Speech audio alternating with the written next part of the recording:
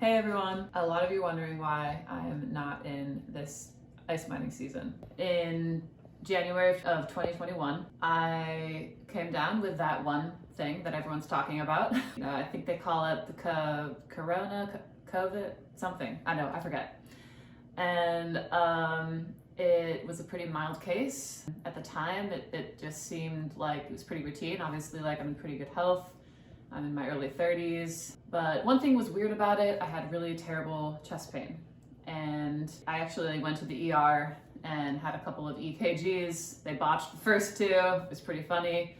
Had a chest x-ray. Everything looked normal. The EKG was normal. So they basically sent me home and they were like, good luck. Literally, call us if you're dying, but pretty much like, you got this. And I thought that was it, I was like, okay, a couple weeks, done, ready to go back. It seemed to take me a long time to fully recover. Before all of this, I've always been very, very active. I climb ice and rocks in the off season. I'm always moving. I like to run, hike, bike, and this all keeps me in shape for the rigors of the job up here. Summertime mining, ice mining, all of these things are extremely physically demanding, especially ice mining. Ice mining is one of the most hard, laborious things I've ever done. It's not like the summertime where you're on a boat, which is in of itself a lot of physical work. Ice mining is constant physical labor. You're shoveling snow, you're moving ice blocks, you're hopping on your snow machine, moving ice shacks, you're wrenching on motors in the extreme cold. You gotta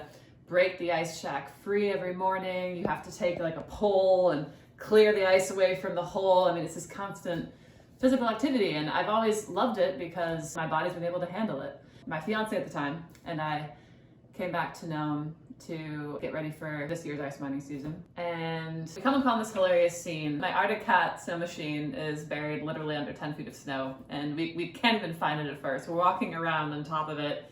We're like, I know it's in this general area, and we take shovels and we essentially go prospecting for the snow machine. We hit something, we think it's the machine, and we start to dig, and about 15 minutes in, my chest pain comes back like it was when I had the viral infection. And I realized that just something was not right.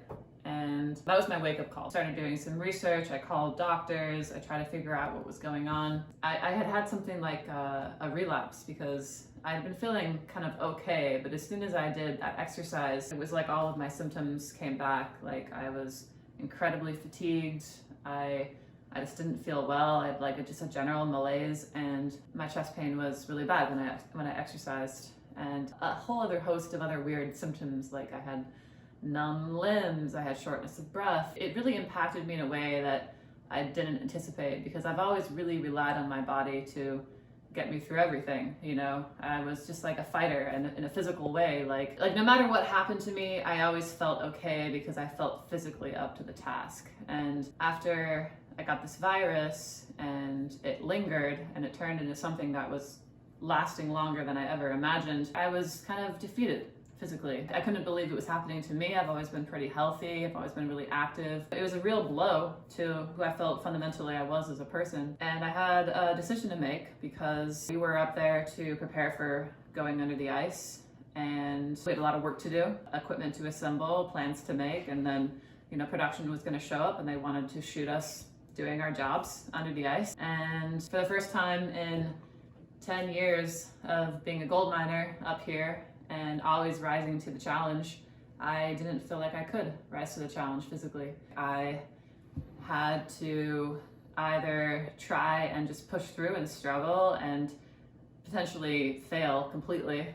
to perform a successful gold mining operation under the ice, or I could sit this one out and try to get better for the summertime. For the first time ever in my life, like, my body was just saying no. And so I made a choice to walk away from ice mining. I don't regret this choice. I returned to my hometown of Homer, where I grew up, and I just tried to focus on getting better. And even after I left Nome, it was still a pretty scary time.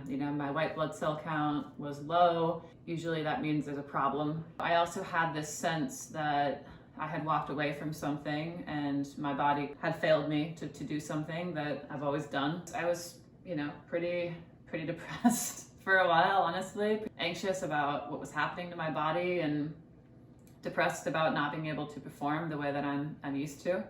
But when I went back to Homer, I did start to get better.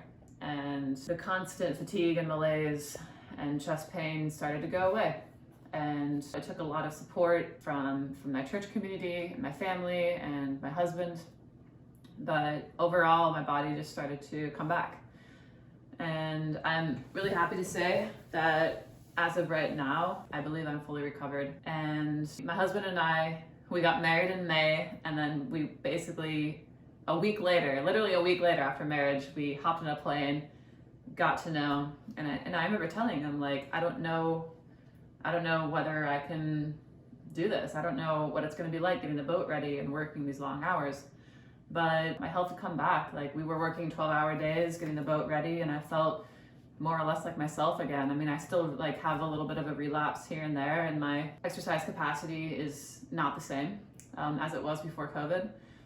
And so that hasn't come back. But I'm really happy to say that we were able to get the boat in the water, and you'll have to see what happens, but it's now the end of the gold mining season for 21-21. So you'll miss us this ice mining season, but you will see us this summer. I just want to say, like, thank you for watching this video, for one, and thank you for being incredible and supportive fans all these years. I also want to say that Discovery Channel and Original Productions, the production company that makes our show, they've always been very chill, very cool and supportive about me leading ice mining. So you won't see me on this ice mining operation, but you will see me on Discovery Channel again in the spring, where we show you all our summertime mining shenanigans.